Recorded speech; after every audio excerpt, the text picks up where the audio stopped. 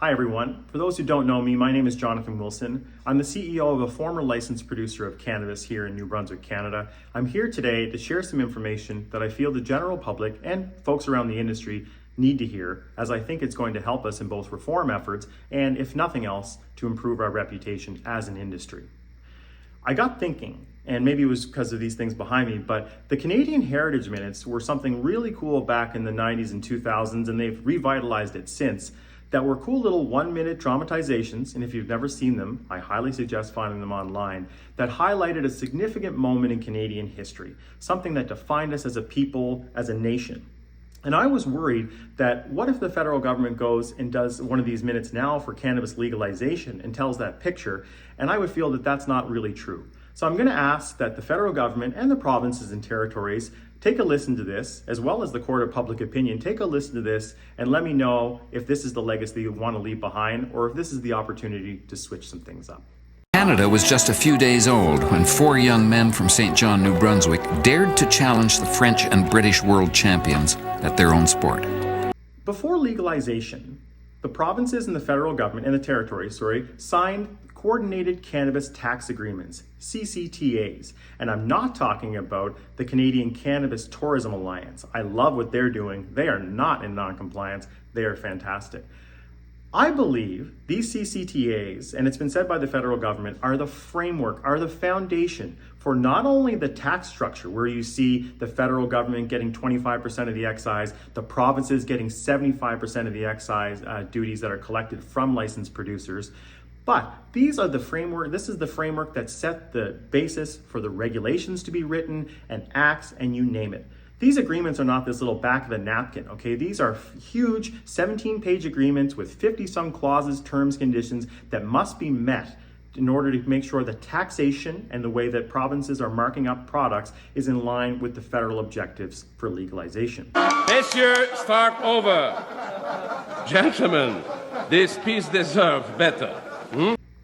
If you're not familiar with the federal objectives of legalization, Justin Trudeau, after all he is our Prime Minister, told us that federal legalization of cannabis is not about revenue generation for anyone in government. Okay, they actually said it's not about revenue generation for anyone, producers as well, but it's definitely not about for government. Because he cautioned the fact that if you tax it too much, as we saw with cigarettes, and if you mark it up too much, as we do with alcohol, we're going to drive people somewhere else. The difference with cannabis compared to alcohol is that there is an illicit market which would love to take business from us. And that's one of the main objectives. The objectives of legalization were to keep cannabis out of the hands of youth, to keep profits out of the hands of criminals, and to protect public safety by giving adult Canadians access to safe and legal tested cannabis. Nowhere in there does it say anything about revenue generation. And we saw that echoed by the premiers when they got together and did their report prior to legalization, stating that taxes and markups must be kept low. We must eliminate the illicit market and keep cannabis out of the hands of youth.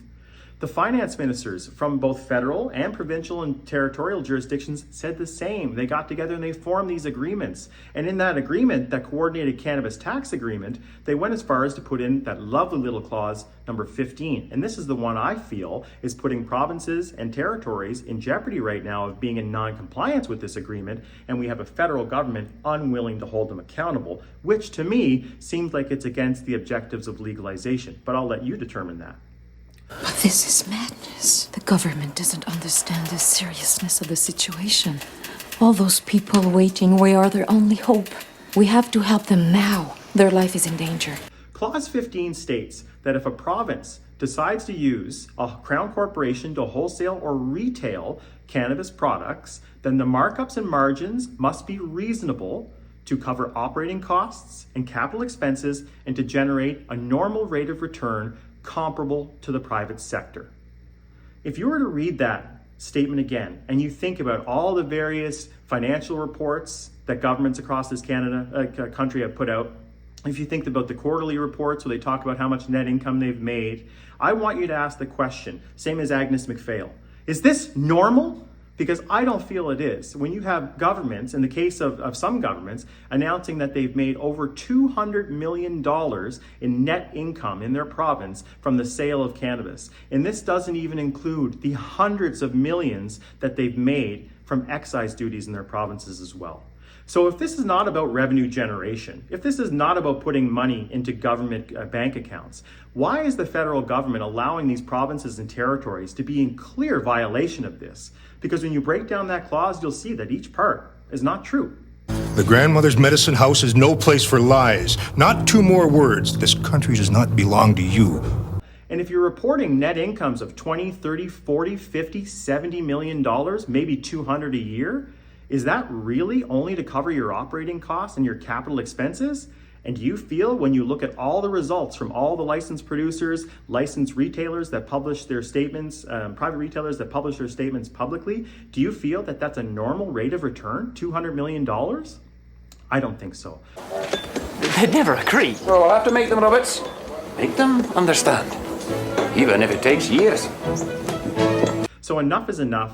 I'm calling on the federal government to do your duty instead of worrying about ours all the time. Do your duty, hold these provinces accountable, because right now, if not, we will find a government who is willing to hold the provinces and territories accountable for what they are doing to our industry. Responsible government, just so.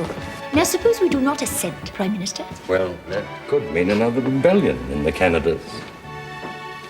Responsible government. And we're going to turn this around to show that this is an industry with huge economic potential, and we can do that while at the same time is continuing to make good on the objectives of legalization. Enough is enough. It's time to cut the bottom out of the basket. But I need these baskets back.